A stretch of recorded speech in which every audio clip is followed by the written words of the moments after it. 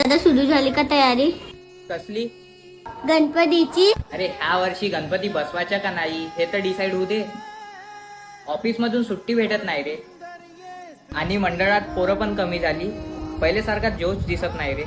मग मी येऊ का नको यावर्षी? हा ये ना.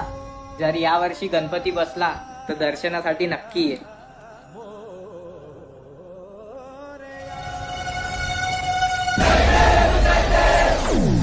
Hey boy, play that drum!